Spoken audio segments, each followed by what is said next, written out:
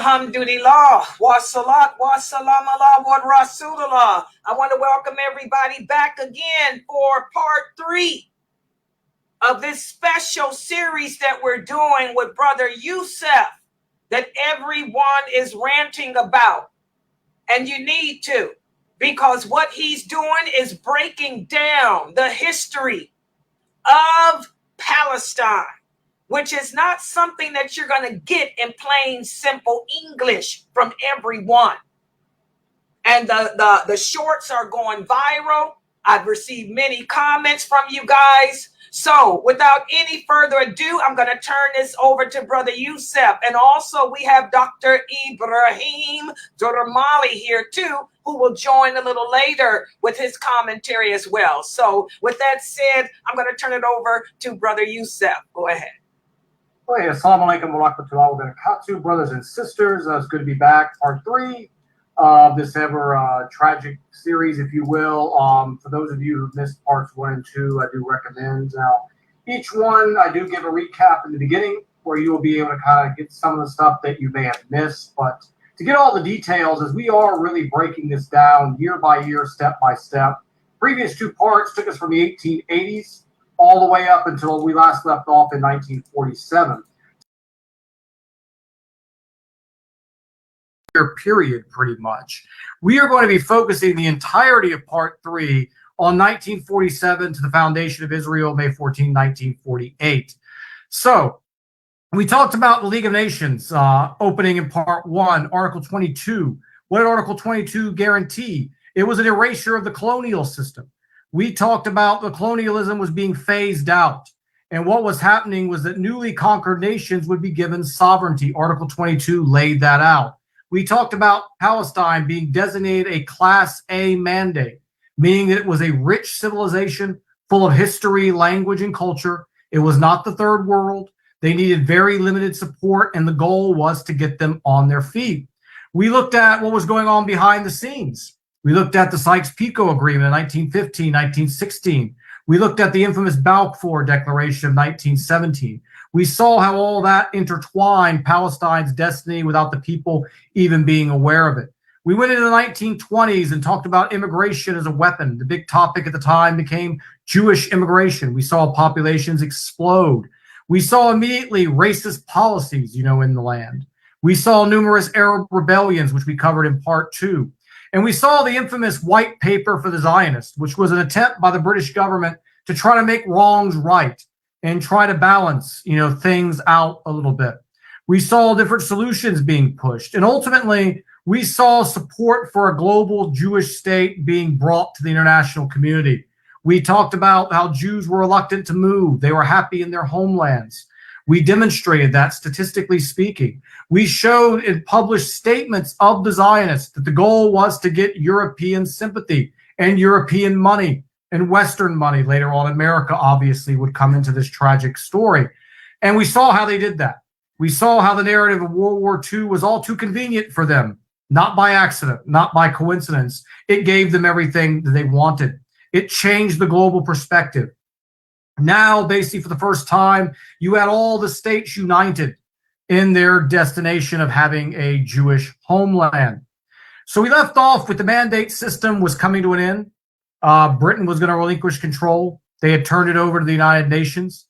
In this key episode, I want you to look at some, couple key points that I documented here. I want everyone to notice how they operate, how collectivized they are. These people function like a machine across what would perceive to be interconnected areas, interconnected disciplines, interconnected societies.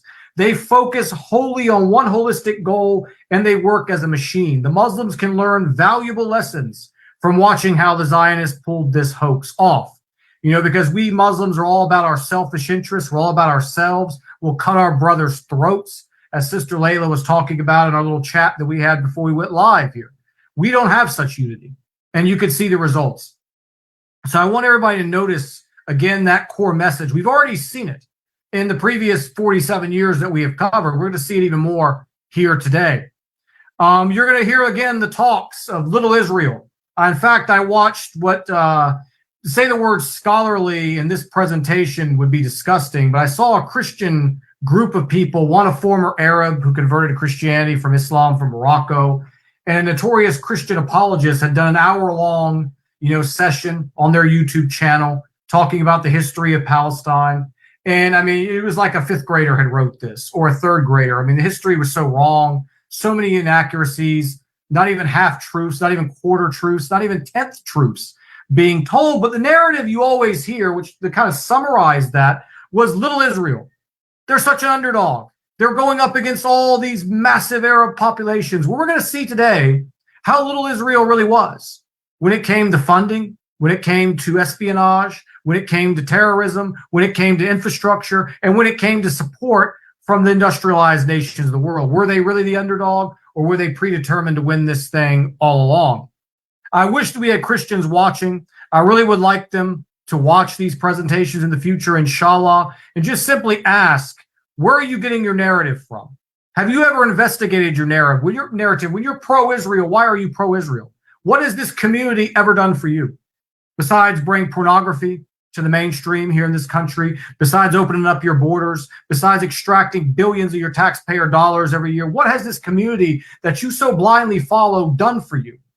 I want them to ask that question if we do have any Christian viewers. So now we set the stage for 1947. I call this basically an era of war and land grabs, as we are going to be seeing a lot is going to change just within a matter of a year. So we left off, as I mentioned in the opening, with the British government taking the decision to put the hands of the Palestinian people, the destiny of Palestine, into the hands of the United Nations in February of 1947. This is the newly formed United Nations as a response to World War II, much like you had the League of Nations was formed as a response to World War I. So on April 28th of 1947, the United Nations would elect Oswaldo Aranha of Brazil as its first president. Egypt, Iraq, Lebanon, Saudi Arabia, Syria would lead Arab delegations. The request in light of the League of Nations, they demanded, again, bringing back the Class A mandate. What happened to this? We were promised we are a Class A mandate here. Why are we not being treated as such? Why is our land being negotiated in boardrooms all over the world, in every country but the one in which is being disputed? Very legitimate claims here made, by the Arab delegations.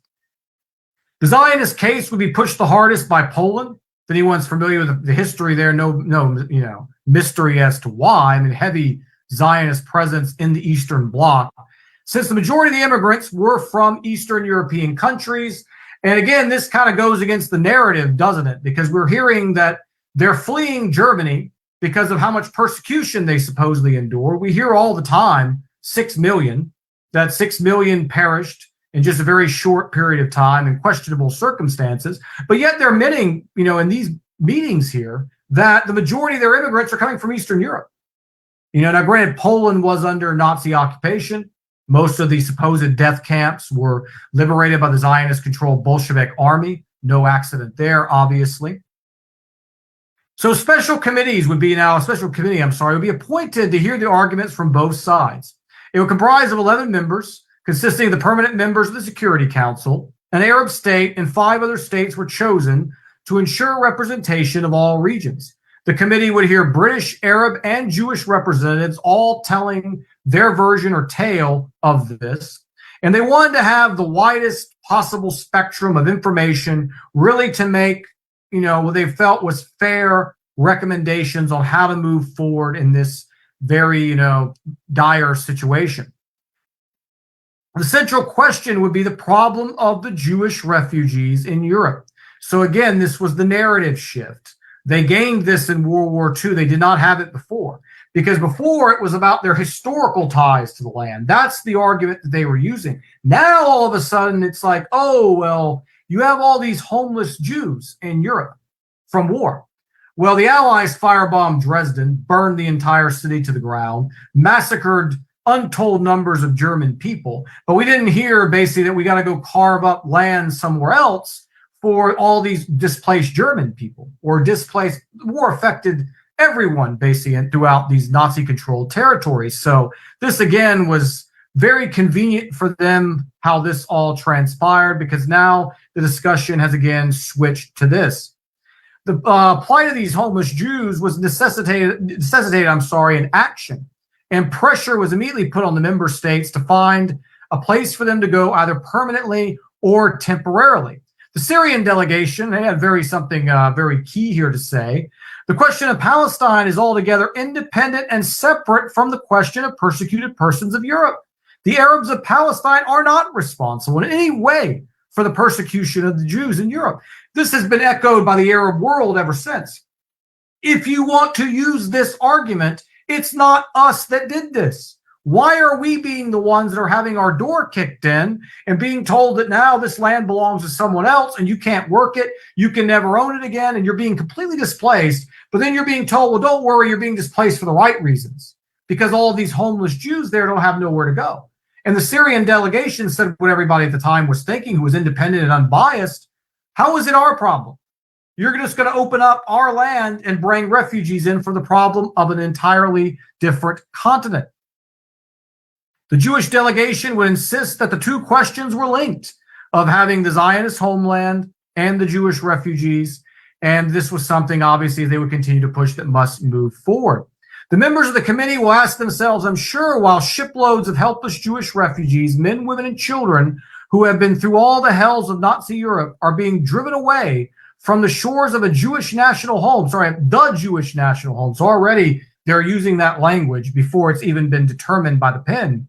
The Jewish national home by mandatory government, talking about the British here, which assumed as its prime obligation the task of facilitating Jewish immigration into the country. So right here, the Jewish delegation is taking a shot at Britain. They're saying, look, you promised us this. Now you're trying to act a little bit, wishy-washy, don't want to go either way. What are you doing here? You're the ones that gave us the declaration. You need to fulfill your obligations.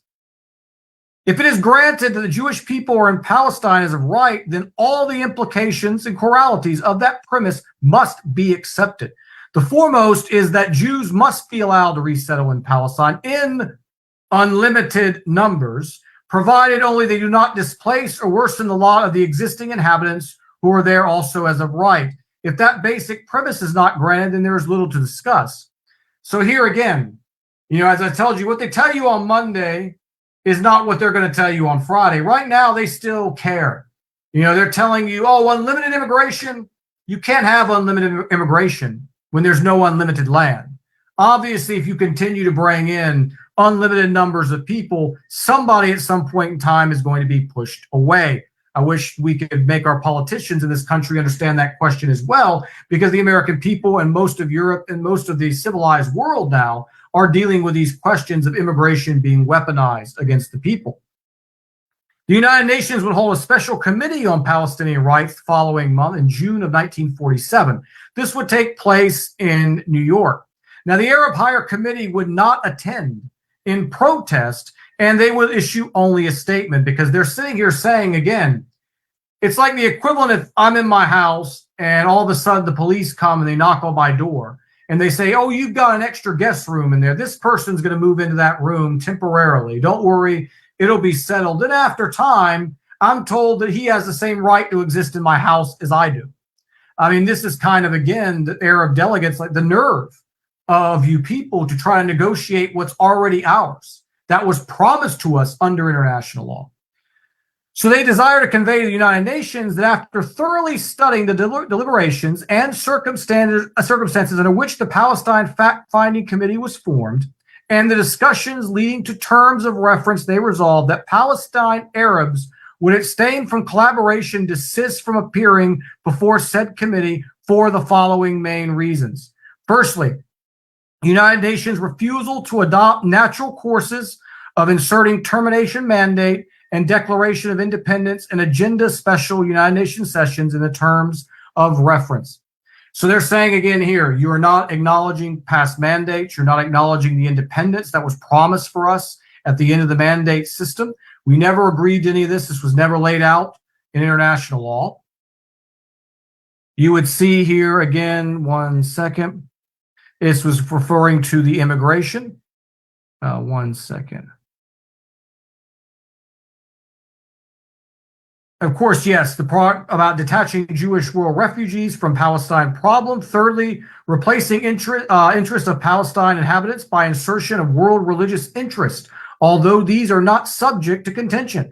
Furthermore, Palestinian Arabs' natural rights are self-evident and cannot continue to be subject to investigation, but deserve to be recognized on the basis of principle. So he's saying again, why are our rights being negotiated here? What is this? Why are we having to discuss unlimited immigration? Why are we having to discuss our Class A mandate status? So for them boycotting, people will say in history, if you listen to the Zio-controlled media, the Arabs brought this on themselves. They won't come to the table. They didn't show up. Well, why should they? Their case was clear from the beginning. This is our land. It was our land before. It was promised internationally to be our land. The Jewish committee, however, would fully cooperate and attend the special session and state to the delegation, we are a small, weak, defenseless people, and we know there can be no security for us, neither as individuals nor as a people, neither in the diaspora nor in our homeland.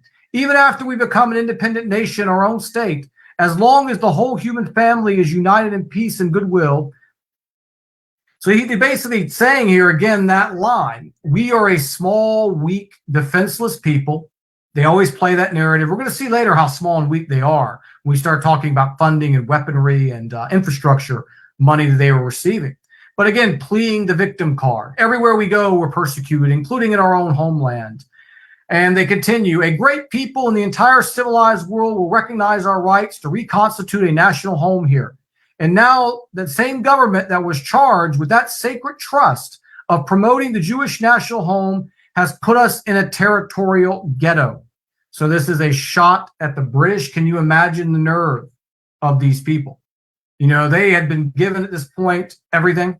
The British had secured a territory in war. The Zionists did not fight for that territory. Their sons and daughters did not sacrifice in World War I for this territory.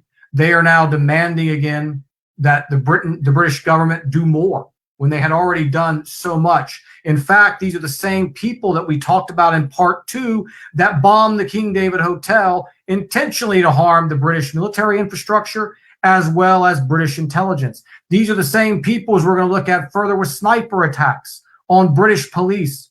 And they're sitting here saying these things.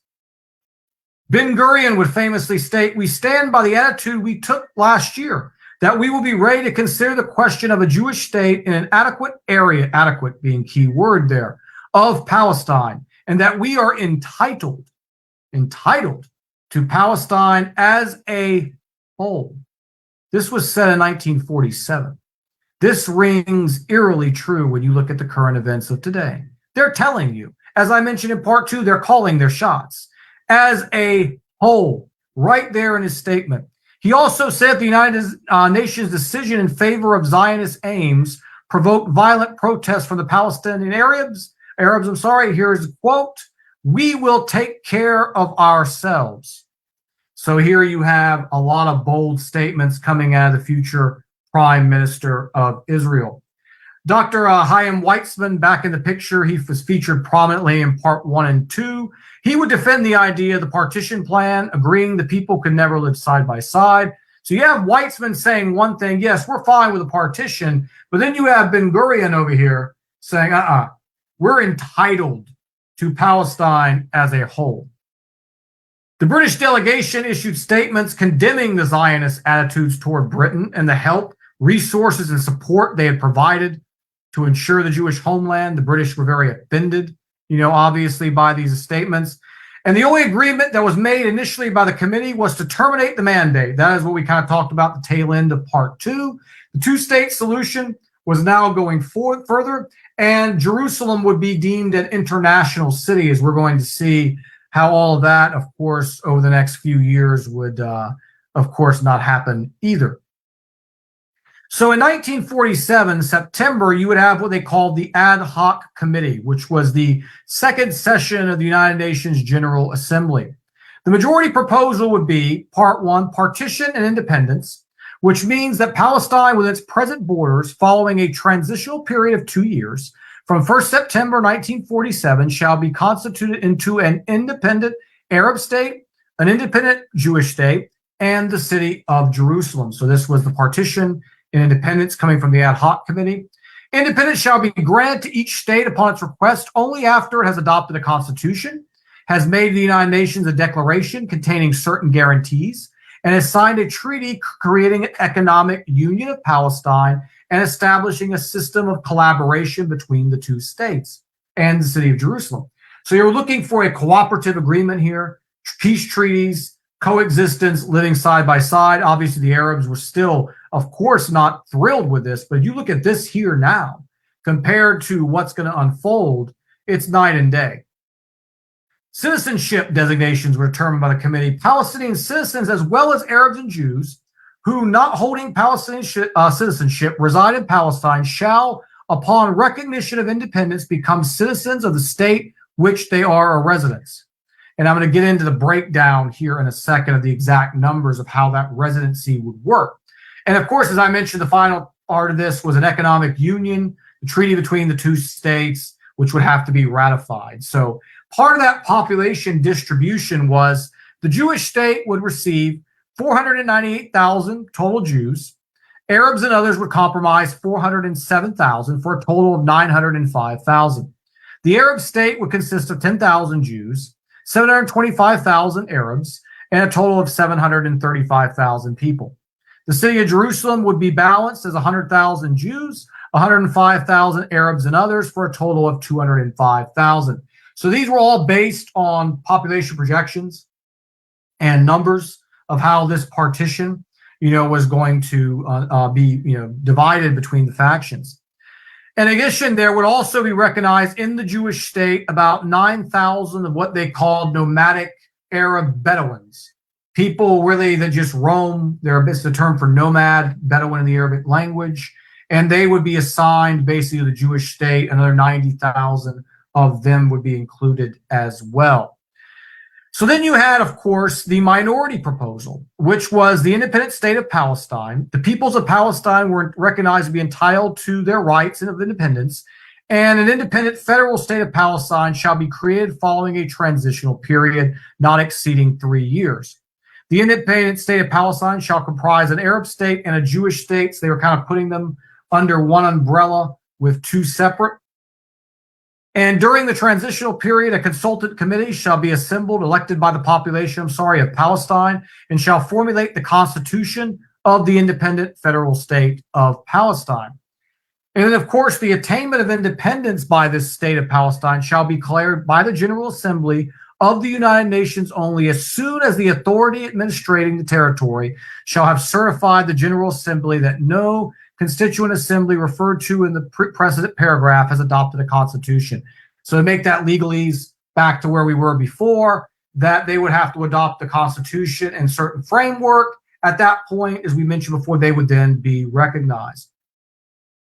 There would be a single, under this minority plan, single nationality and citizenship that would be granted to Arabs, Jews, and Christians or others. So one passport, one nationality would there. Jerusalem, which would stay very similar in this plan, would be basically under its local administration with two separate municipalities. One would be the Arab section, including part of the city within the walls, and the other areas, which were predominantly Jewish, would go to them. So you had, again, under this minority plan, you had a little bit of the same, but some slight differences. The Arab Higher Committee would outright reject, again, this plan. The Zionists would accept, but argue that not enough land would be given to them. We'll get to that here in a little bit. So they accepted for now because they knew where they were going. And they were fine with it. The Arabs were still dug in on their position. The British representative stated that his government was in general agreement with the unanimous principles that were approved by the committee and would accept the United Nations decision, but that it could not assume any further authority or responsibility. Britain was tired. They just got done being bombed relentlessly in World War II. They lost a lot of troops. They've been in Palestine now at this point for over 25 years. Going back, you can make even longer than that. And they just were basically saying, our hands are up. We are done. We're pulling out. We don't want to be involved in this anymore. Dr. Weitzman would quote in this to this committee, the mandate had envisioned a far more extensive territory for the Jewish state 8 times larger than that which was not proposed. And we, as we had stated before the special committee, it was not easy for the Jews to accept such a compromise. So he was saying, look, we were promised a lot more before. We're not happy, but we're going to go along with it. The idea of giving the Jews a minority status in the Arab state had been rejected by all the committee and by the impartial tribunals. It was not in order to become citizens of an Arab state that the Jews, on the strength of international promises, had made their home in Palestine. So Weitzman, again, continuing, this is not what they agreed to when deals were made with the British government for their own home state. Thus, only one solution remains as he'd finish, namely the partition and establishment of a Jewish state as it was proposed in the majority plan. So you're going to see the majority plan by far was more popular among the Zionists and the international community. So the two subcommittees then would form in 1947 to finally end this problem once and for all. They would meet for 4 weeks. Britain would withdraw all forces, this was in the agreement, by August 1st of 1948, at which time full control of these territories would now be given, basically with independence granted the conditions that we talked about prior, constitution and formed government, by October of basically 1948. So that was the goal, to have full independence for these territories. We'll see as things unfold. It happened a lot sooner for one of them than that. So after numerous challenges had failed, the subcommittee, in substance, the amended special committee's majority recommendation, so they amended it, for the partition of Palestine was then voted on. So a little bit of amendments and changes on November 29th, 1947. This would be infamously known as UN Resolution 181. The vote would be 25 to 13. 17 countries abstained. Since 2/3 majority was not required in the ad hoc committee, the proposal of partition of Palestine was approved and recommended now for full adoption by the General Assembly. So whether the Arabs liked it or not, the plan was voted on. Resolution 181 would come. And here are just a list of some of the countries that were in favor of this plan: Australia, Bolivia, Brazil, Belarusian, Soviet Socialist Republic, Canada, Chile, Costa Rica, Czechoslovakia, Denmark, Dominican Republic, Ecuador, Guatemala, Iceland, Nicaragua, Norway, Panama, Peru, Poland, Sweden, the Ukrainian Soviet Socialist Republic, South Africa, Soviet Socialist Republic Union, United States, obviously, Uruguay, and Venezuela. Against, you'd find Afghanistan, Cuba, Egypt, India, Iran, Iraq, Lebanon, Pakistan, Saudi Arabia, Siam, Syria, Turkey, and Yemen. So you see unanimously the lines were drawn there. Other countries of note that abstained: Argentina, China, France, Greece, Netherlands, United Kingdom, and Paraguay and the Philippines were absent. Mexico would also abstain, and a couple of others. So whether the Arabs liked it or not, it was settled. It was done. Internationally, this goes against, again, Article 22 of the League of Nations, but so be it. They're making the rules as they move along. The Zionists welcomed the plan because it recognized the Jewish state that they fought so hard for, and the plan allocated slightly more than half of the Palestinian land west of Jordan to them. So the newcomers are going to get slightly more than half in this partition. This would call for the formation, also in Resolution 181, of a UN Palestine Special Commission, which was tasked with overseeing provisional councils of government for both the Jewish and Palestinian states by April 1st of 1948. And it would set the dates, again, for the mandate termination no later than August 1st of the same year. But the British announced later they would terminate the mandate much earlier than that. Their target would be in May. So now we enter to the kind of the climax of this presentation, and part 1, 2, and 3 here is we're in the first half. And that's when the biggest civil war of the conflict would escalate for the first time, known as the Palestinian Civil War. So once this announcement of Declaration 181 was announced, or Resolution 181, this was met with anger, hostility, throughout the Arab world, particularly of the peoples of Palestine, because they were now seeing, well, if you lived over there, you now were going to be under Jewish control in a Jewish state. The land was being partitioned and given away. Land that you had been on with your ancestors for thousands of years is now gone from you. So, of course, there was anger, there was resentment, there was feelings of abandonment, no representation, and all those type of emotions. And the announcement, of course, to the Jewish community was met with very fond ears. I mean, the Jewish community was thrilled that now basically they had, their own, land here. They were going to be able to build their own state. They were promised by the British behind closed doors. So it finally come to fruition. Counter protests would go on by the Arabs. It started off, mild, but it would just escalate rather rapidly. And it would start getting bad here. The first attack would be an attack on a Jewish bus, which killed 5 and wounded about 20 to 30 others. A few minutes later, you would have a second bus being ambushed.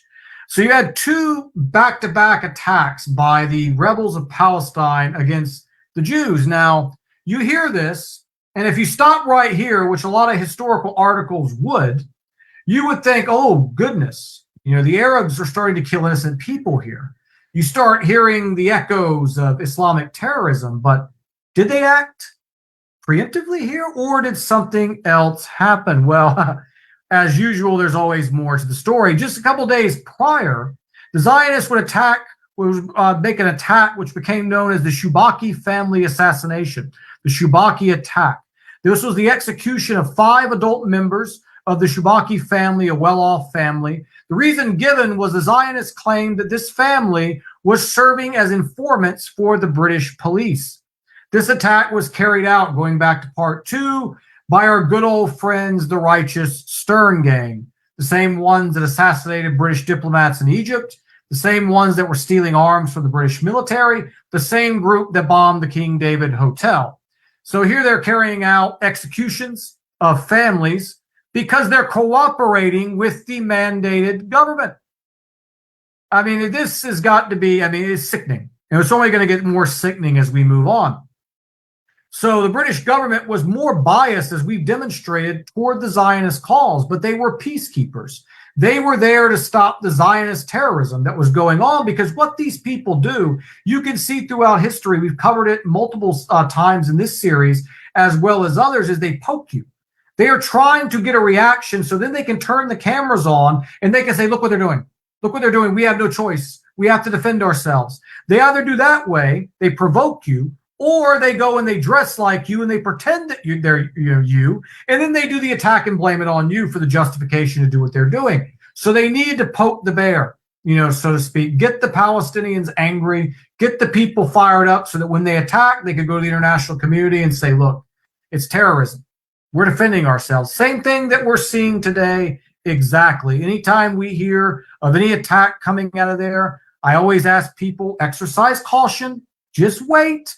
I'm sure enough, when you dig deep, you're going to find that no Palestinian had anything to do with it. Most of the time, it's something to this effect. So you have assassinations and you have responses. So now, of course, the Zionists would retaliate and things would start getting out of control rather quickly. So always when we hear, again, I can't emphasize this enough, Arab aggression, we always need to go deep and find the actual reasons. Now, I'm not saying by any means that all Arabs are innocent. No community has all angels. Obviously, there's not a such thing. But when you look at a lot of these core attacks, we always find there was a provocation. There was a reason behind this. So you would have Irgun and Lehi. Lehi is also the official name of the Stern gang. They would begin carrying out campaigns of pure terrorism on the Arab people. Again, like I said, they're just poking. They're just waiting for the reaction they want, and then they'll be able to do what they've always wanted to do, which is, again, as Ben Gurion said, I can never come back to it enough, entitled to the whole. So bombs will be placed, and where they place the bombs? In military institutions? No, of course not. That's not these guys' style. They placed them in crowded markets, throwing bombs, in one case, multiple, into a crowd of Arab workers who are waiting to go to work in a refinery. These were not combatants. These were not aggressors. These were men queuing in line to go into a refinery to go to work. They threw multiple bombs at them. The bombing would kill 6, injure 42. They were attacking the infrastructure, bombs in markets, bombing roads, ambushes, you name it. It was going on. A lot of these would go on in areas where mixed communities live, particularly Jerusalem and Haifa. There would be exchanges of attacks going on routinely, riots. One attack would lead to another. One side would claim retaliation. And now something very interesting would happen in light of all this. Again, they had all this well thought out. Ben-Gurion would introduce conscription for the first time, a policy still existing to this day, where every single Jewish man and woman would undergo military training. They already had the infrastructure well in place, I should say, to get this going. So what first domino that started to fall was that you had all this terror and fear and the climate of just like what we're seeing now, but not nearly as bad. 100,000 Palestinians would flee. This would be the first time we would see an exodus of people. Again, all going according to plan. 1,000 Palestinians, mostly from middle classes and upper classes who had no intention of fighting, did not want to be in the conflict. They would go to your surrounding Arab states. We still see evidences of a lot of these people today. There are Palestinians with Syrian travel documents. There are Palestinians with Lebanese travel documents and Jordanian and Egyptian. Some went to Saudi, got nationality, not many, but some did move there to work, and so on. So we're now seeing exoduses happen for the first time. Another one, you get 2 birds with 1 stone. You're grabbing the land. You're creating the reason. Next, you're grabbing the land. You're driving the people out of the land. So was this a fair fight? And I want to go back to the little Israel. We're going to go back to Weitzman's statement that they're a poor, pathetic people who's persecuted everywhere they go. They have no allies. They have no friends. All that narrative that we hear still to this day. Well, Golda Meir became a future prime minister. She would raise funds for Jewish sympathizers around the world. The budget would be $28 million.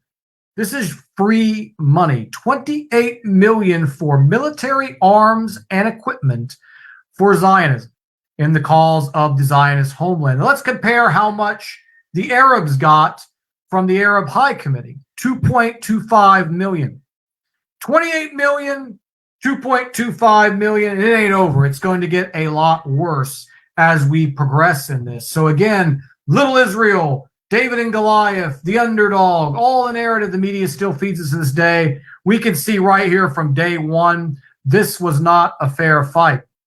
Because these numbers, as I'm going to mention later, do not take into consideration the significant amount of donations and assistance for military professionals and personnel that were coming in. They were getting paramilitary, mercenaries, all kinds of people were coming in also to help, giving military training, providing weapons and arms. We're going to get to a little bit more of how they got the arms in there. They already had a lot from what we talked about previously of hijacking and stealing arms from the British. They were about to get a lot more.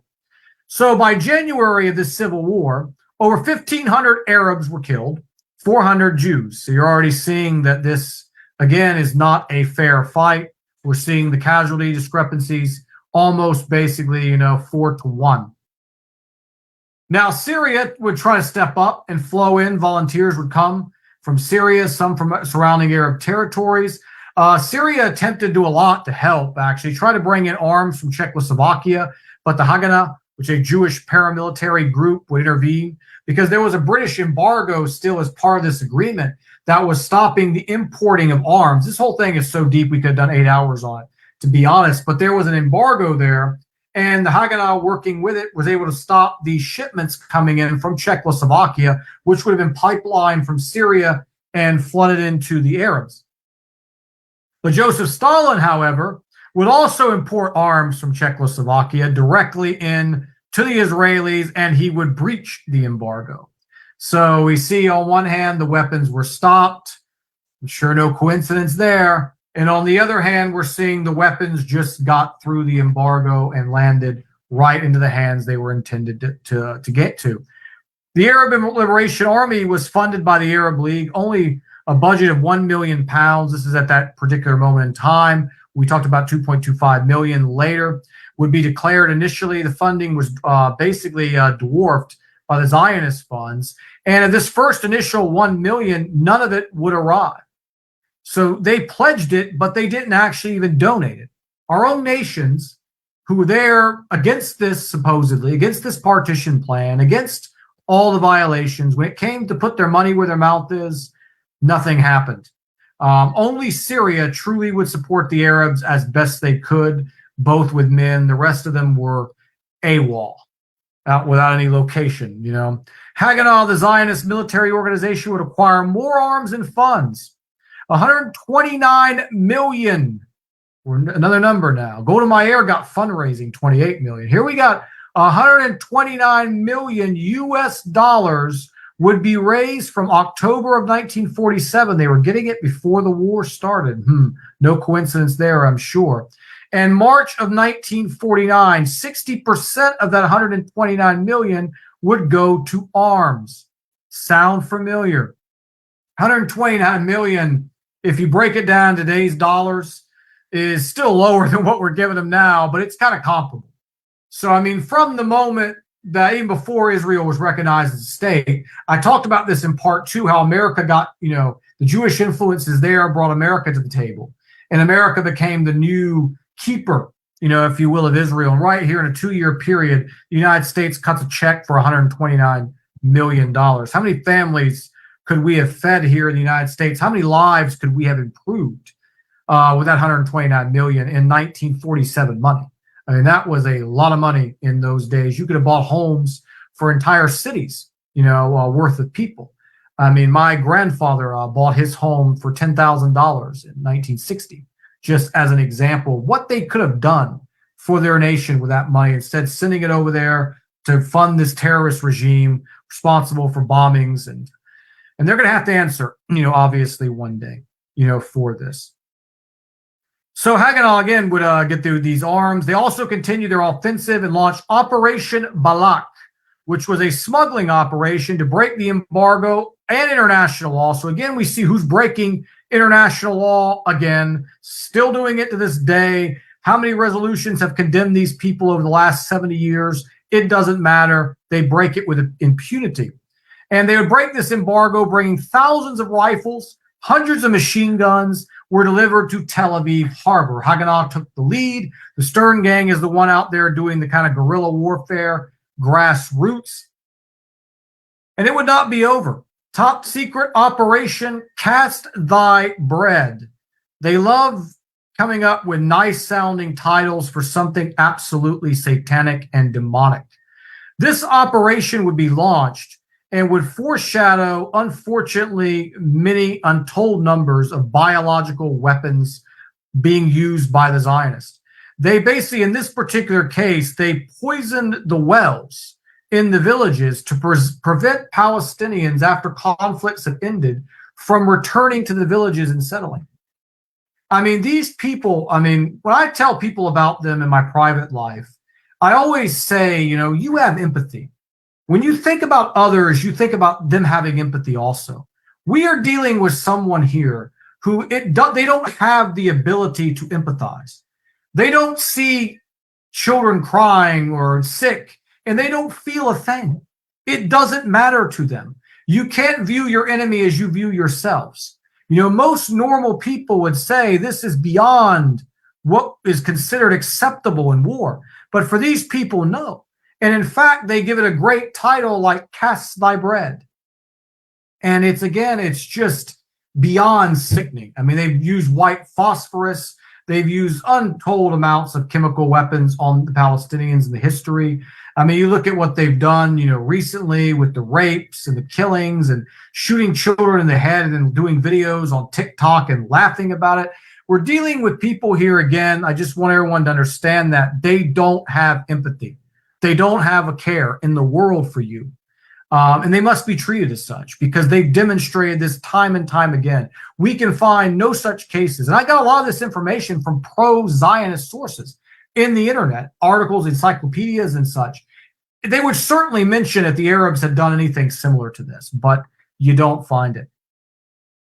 And all of this would end up as more and more, this whole war goes on. It's very in-depth. There's lots of troop movements and pushbacks and positions. It's very long, almost an entire, maybe two-part video could be done just on the war. So I'm just kind of summarizing here. But as they would continue their advances, as they continued to arm the machine, they gained more and more land. And all this would culminate in the infamous declaration of the State of Israel on May 14th, 1948. So ahead of schedule, mission accomplished. The U.S. would unprecedentedly recognize this in 11 minutes.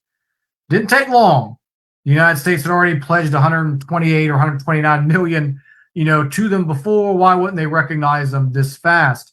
The second country to recognize the State of Israel was one that most people in history books probably wouldn't guess. Iran. Iran would actually recognize Israel number 2, followed by Guatemala, Iceland, Nicaragua, Romania, and then Uruguay. On the 17th, the Soviet Union would grant what they call de jure recognition, which means recognizing something, whether said practices are implemented in reality. Very interesting term they use. I'd never heard this one before. I gathered this in some of my recent research to kind of polish up on this. They're basically stating it doesn't really exist, but we're recognizing it as it does exist, even though legally speaking, it didn't have a technical right to exist. So now you're seeing the homeland is complete. You are seeing the declaration. Land was seized, during these offensives. The land is continuing to grow, but nothing like we would see as we progress into 1948. The table is set. The State of Israel has been declared. The Arab nations, what are you going to do? And we are going to see in part 4 coming up next week what would happen, how the Arabs would respond to this, how many troops would come to the battlefield, as you would have the 1948 war. And you would see unprecedented territorial grabs. As Ben Gurion said, he wants it all. They want the whole. And the agenda is well underway, and it's escalating to that point. And we will go there in part 4. We are going to look at the 1948 war and how the Zionists were able to capture more control.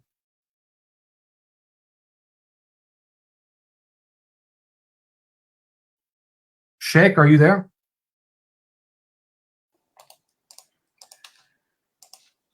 Mashallah, can you guys hear me? I hope, can y'all hear me? Yes, we can. Okay, alhamdulillah, this is wonderful, Brother Youssef. Everybody here I've been putting little ticker things here so that people could follow, and they are like, wow, wow. And what I'm reading right now, some of the brothers are saying Iran. Well, to their defense, it's not the same regime. This Iran was appointed, the family that rules Jordan was given, I'm sorry, that was Iraq, but you had those type of people, those like him, those puppet type of regimes were promoted over there. So it's not the same Iran, but yeah, it's kind of interesting when you go back 60 years and you see, how the world has changed. And some things that remain the same, obviously. The United States, obviously. No different now than it was then. In fact, worse, now if that's even possible. And another brother is saying, and all of this, they was made a state within 1 year.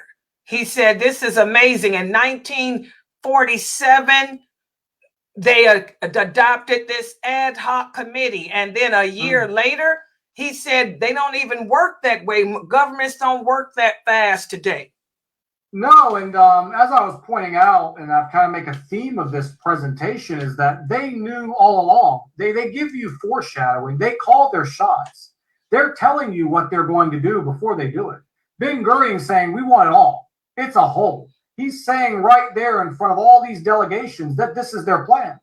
And we see immediately after that, they start poking the bear, as I said, trying to get that reaction. And then once they get it, they launch what they've already been trained for, already had planned. It's problem, reaction, solution. They create the problem, then there's the reaction, then they have the solution. Take more land, we've got to fight terrorism. Okay, here's all orchestrated way ahead of time. Here's a question, and maybe Jamali might want to answer this. One of the brothers is typing, so is this when the Palestinian Liberation Army was created with Yasser Arafat? Oh, we'll get to that definitely. Moving on. The Sheikh wants to talk on that. No, actually, yes, sir. Yes, the first organization was the PLO. Was Yasser Arafat he started, and the moment he arrived to Lebanon, everything changed. And then after that, many organizations, unfortunately, exist after that. The Palestinian organization, one of them actually called communist, called Jabhat Sharia. Jabhat Sharia, the chief of that is George Habash, is a Christian.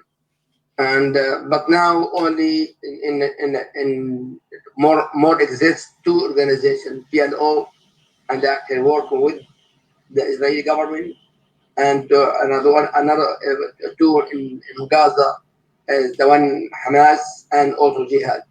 But after that used to be PLO only. Yeah, that's what his next question is. The PLO, it was not what the Hamas is today, right? Absolutely, completely different. In fact, a few years ago, they killed each other. Yeah. They killed each other a few years ago because of the corruption. Okay, another person types, so this is good to hear that none of the Arabic countries were in favor of this. They just totally disregarded them to do this. This is bad. That's what another brother typed. Well, yeah, they did what they always do. They talk. Oh, we're against it. But when it was time to put their money where their mouth is, they didn't do anything initially. Nothing at all. Later on, as we're going to see in the next part 4, there was mobilizations because the will of the people of those states wanted it, not the leaders. I believe, brothers and sisters, we wait until Brother Yusuf finish with this series of very important lectures. Brother Yusuf, and then we'll continue. If you have a question after that, Brother Yusuf will clear it for us. Okay, here's another question. Let me make sure it's one that's worthy of me reading first. Okay, because I don't want no crazy comments. And y'all better not bring my uncle up in this either, okay? These crazy brothers. Anwar Sadat, don't mention his name. Okay. All right, here's a question. Do you know this right wing and even left wing support Israel because of their hate of Islam? Would it be different if the other side was not Muslim? I don't understand his question. I'll put it on the screen. Maybe you can. I think I kind of understand. That's what I'll read it. I think I got what he means, but if I read it in context, I'll probably get it better. Can you see it on your phone? Ma'am, I can't. Oh, it says, do you think this right wing and even left wing support Israel because of their hate of Islam? Would it be different if the other side was not Muslim? Well, there's actually a very good question. I'm someone very familiar with the conservative white American groups, the evangelicals. I grew up basically raised in a Christian household. I saw the conversations in church. And it's two parts. There are some people who are basically racist. I ain't going to lie about that, against Muslims in general. They view Islam as a non-white religion, as an enemy, as a conqueror. And there's some bit of that there. But most of it comes from these evangelical pastors and leaders. A lot of them we've seen over the years have been getting their funding from the Zionist movements and propping them up. But they talk about one of the particular verses in Genesis. They twist it where Abraham is talking about Abraham, the family of Abraham. Bless those who bless thee and curse those who curse thee, referring to Abraham's descendants. And these pastors twist this into being the state of Israel. That this is Abraham, but that's not what the verse says at all. So the churches in America are filled with rhetoric saying, Jesus, Jesus, Jesus, this is Jerusalem for the Jews, for the Jews, for the Jews. And then the second part of that is that they believe that the temple must be restored and then Jesus is going to come back. So they want the Jews to come back to Zion. They want them to return to the homeland because it means Jesus is coming back. So you see very clever ways that Zionists have been able to manipulate Christians into donating millions and millions of dollars for a people who quite frankly despise them. I mean, there are so many videos online of Christians getting spat at by Jews on the streets. I mean, there's a lot of hatred from some of these Zionists toward the Christians, but yet they just have this undying support. Wow. Oh my God. Oh my God. That means we are white and we are ignorant. Exactly. Not the ignorant. You don't know what's right and what's wrong. Yeah, I mean, I grew up, as I said, in a Christian household, and people were all like, "Well, you have to support Israel because of Jesus, because Jesus is coming back. Israel needs to be in the center of the world for Jesus to return, and then the second coming is going to come on." They've been able to manipulate that into getting untold amounts of donations and money, again, from a community that, if they knew how much despised they were by these people. Okay, and here's another question. So right before all the British dipped his hands in and then left, the Arabs and Jews lived there and got along with no problems. Is that true? Yeah, part one. Yeah, we covered that in part one. There was no recorded disturbances. None. I mean, I'm sure there was. I mean, anytime you put two separate religions together, you're going to have some idiots on both sides. I mean, here and there, but collectively, no. We didn't see any problems between the Arab, because there's Christians there. And also, this is something that the Western media tries to blind everyone to as well. There are Christian Palestinians. There are Palestinian churches that were existing for almost 2,000 years. And they were existing until when? The Zionists blew them up. No Muslims blew these churches up. Sheikh could talk about some of these particular ones. Yeah, I grew up in Gaza, and they destroyed the church. Two churches, actually. This church in more than 2,000 years, this church in Gaza, and they killed the priests and everyone in the church. And unfortunately, no one speaks about it. No one. Yeah. And another person typed, so now it makes sense to me why there are a lot of Orthodox Jews who are angry at what Israel is doing to the Palestinians. She said, and now I see why they're all saying we lived in peace. That was and I see now that they are not the same as Zionists. Absolutely. Absolutely. Absolutely, brother and sister, is a very, very important point. There is a Jewish, true Jewish right now is fighting very much about Palestine. And those true Jewish, they does not believe a country called Israel. I met many rabbis, because my second language is Hebrew, by the way. When I speak with them, they are not believing in a country called Israel. We believe Israel is the Prophet Yaqub, Jacob, alayhi salam. That exactly. Okay, here's another. Yeah, we always want to mention that we are not bashing all people. We're talking about a cartel. Exactly. Demonic individuals who have no religion in their heart at all. I mean, most people in Israel are atheists. The ones that Sheikh is referring to, the religious Jews, as he said, they don't believe in Israel. That's what you they see said. them in the rallies, and we need to give them ultimate respect and brotherhood and treat them with kindness. That's what they're saying. And here's a sister. She said, I heard, I don't know if this is true, but is this true, that even those Orthodox Jews are being persecuted over there too? Is that true? The sister is correct. I've heard a couple of stories. I'm sure Sheikh knows some as well. I've seen them getting beaten, by the police for holding up signs in the street and videos, protesting against what the genocide that's going on. Because that's exactly what it is. It's attempted genocide. Okay. Brothers and sisters, Sunnahfollowers. In Palestine, actually, we have three religions, actually four religions.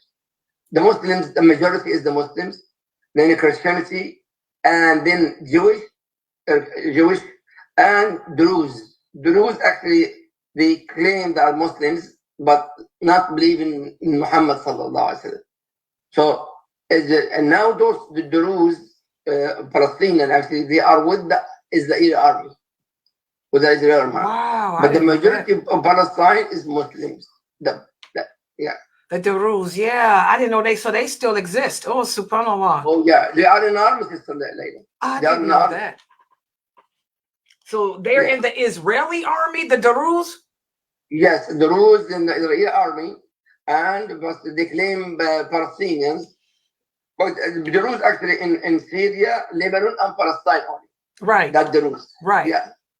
Oh, my goodness. And now here in America, when they came here, they have an organization, actually, they call it like a musalla, and they meet together. They believe, actually, in Salat not Salat al-Jum'ah, they call it Salat al-Monday, men and women together, the Druze, Right. men and women together, and they dark, and every male and female sleep to each other regardless who.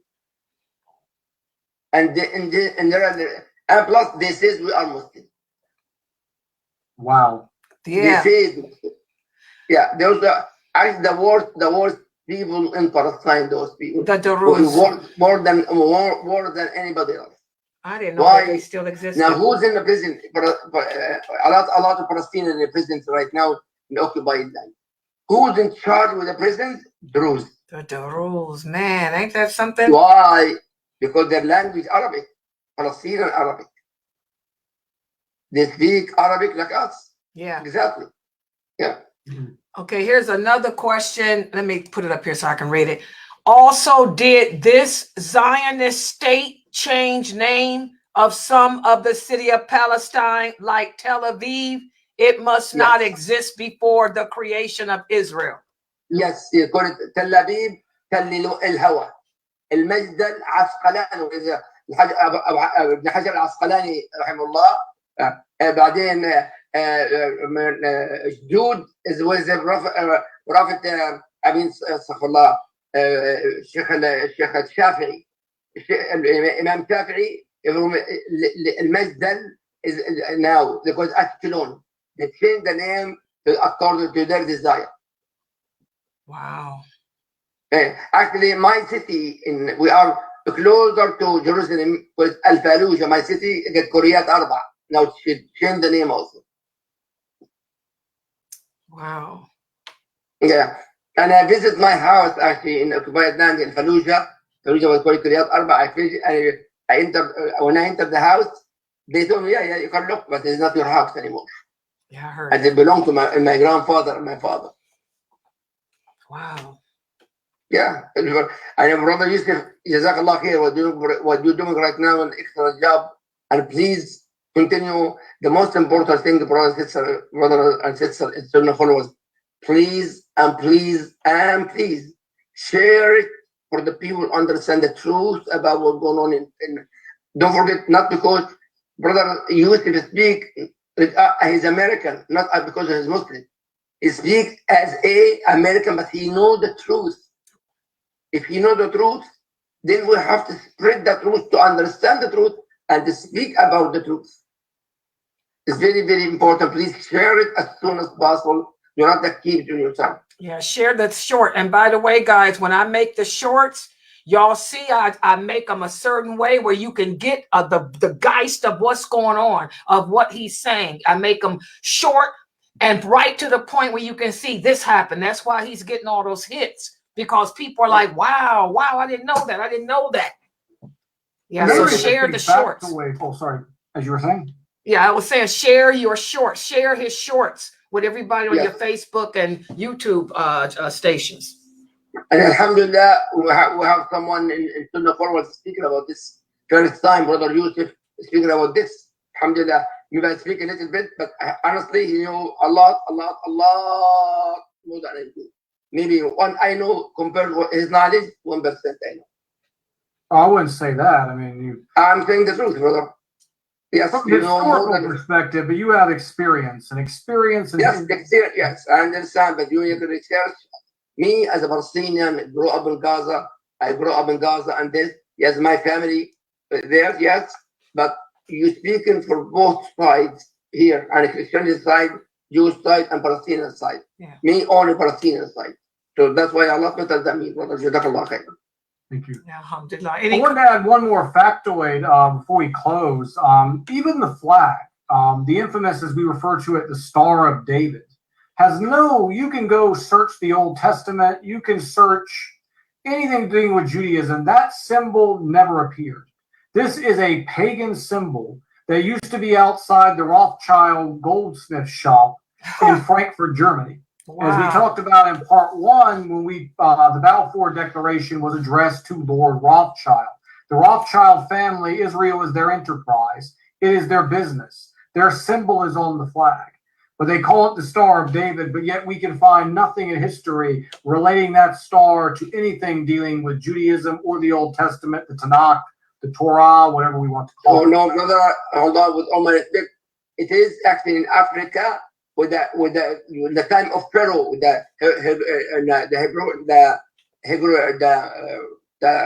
the old Egyptian language. I forgot what it's called. We're talking about hieroglyphs. Yeah, this symbol in the time of Pharaoh. Well, it's an ancient pagan symbol, as I was saying. It has nothing to do with David or the Bible. Yeah, Right, exactly, right. exactly. And the Rothschilds had it on their goldsmith shop, and it's mystery school stuff. I can't say I know it or wouldn't be a mystery school, but we've seen, as he pointed out, it's been in Egypt, in Babylon.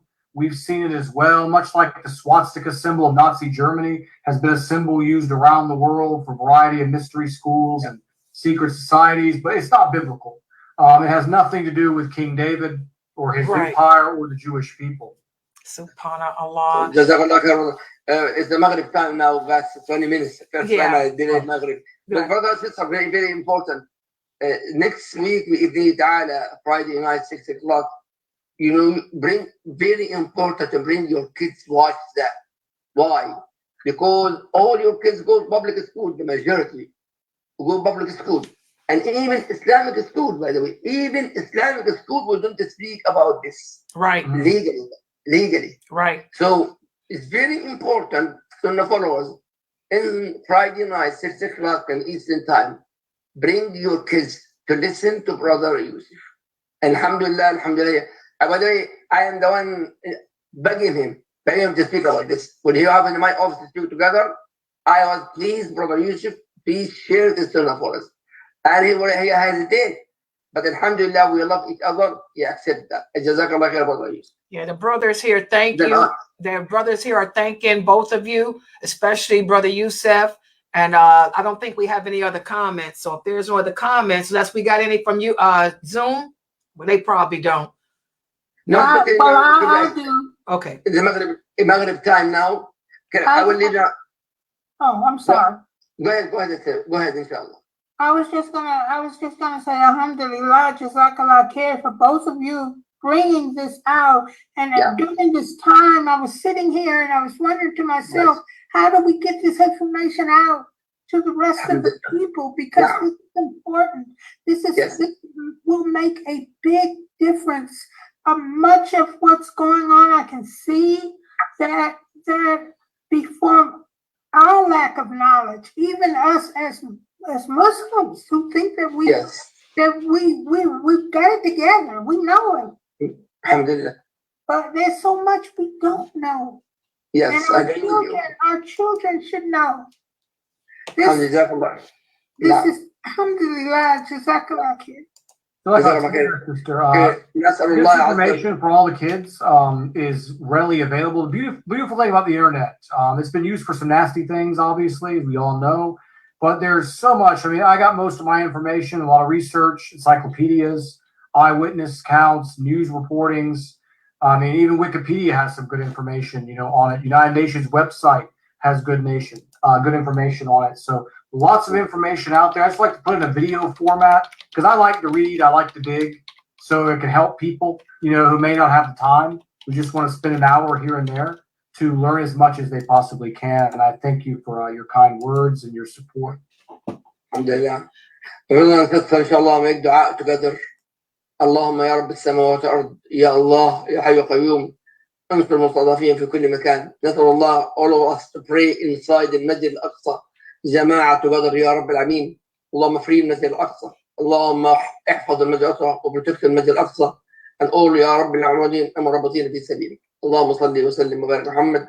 سبحانك اللهم وبحمدك أشهد أن لا إله إلا أنت أستغفرك وأتوب إليك. السلام عليكم ورحمة الله وبركاته.